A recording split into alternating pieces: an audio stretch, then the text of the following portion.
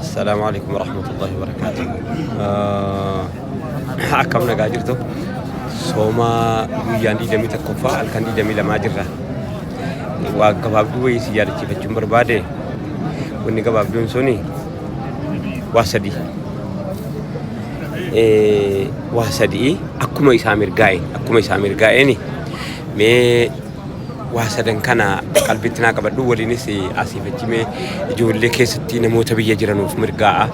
نموت بيجرنوف هدو ميجتا وسدن سمايني تقول إيري توصل بك قبل كنا زيارة وهاي سيادة جيس قلبنا ما كنا قدي قبل إذا جرجرا تقوسي تسقبيت يورا بك قبل ينارك يجري مالي جنان نما كليت ساو جنين توري ريادته ونكسي يروك مينو كتاب لفتي كرام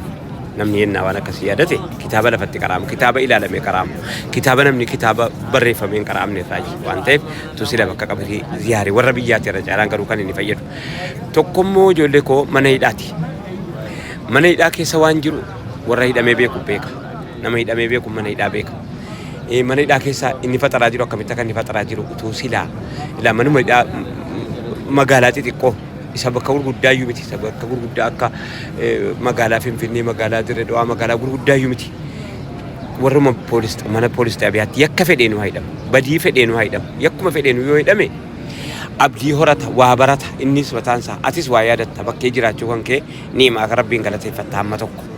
kanaaf utuu silaa mirgaa'ee magaaluma xixiqqaa magaalaa akka dhangaggoo magaalaa xixiqqoo magaalaa akka Bordoddee magaalaa akka Yabbuu magaalaa akka Gaasaraa magaaluma xixiqqoo kana keessa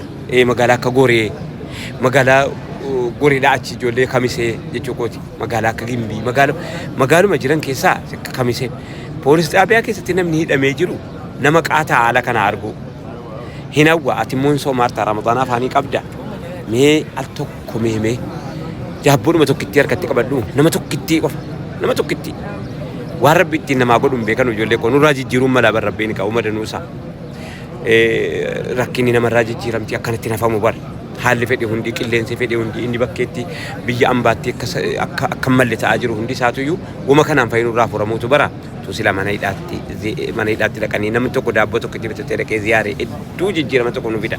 inni sadaffaa immoo ijoollee koo dhukkubsataa hospitaalaati dhukkubsataan hospitaalaa argaa namaa qaataa isa nu fayyaataan duniyaa kuusachuudhaa siifachii yookaanis immoo waa argachuudhaa yookaanis immoo waa hojjechuudhaa siifachii jennu inni immoo guyyaa tokkitti hafuur sirnaan mana fincaanii dhaqee fincaanuu nama qaataa jiru jira nu aafiyaa qabnaadhaaf itti qananiina itti bashannanna akka barbaanne itti ta'an dhukkubni amantiin qabu rakkinni amantiin qabu daangaan qabu bakkan qabu abbaan qabu kanuma nama hundaati dhukkubsataan eenyuun yoo ta'e dhukkubsataan eenyuun yoo ta'e amantii fedhe keessa yoo jiraate akkaataa amanuu nama waan ta'e jecha sababa ati gaafachuutiin waan argannu danuusaa qabna garu kanaaf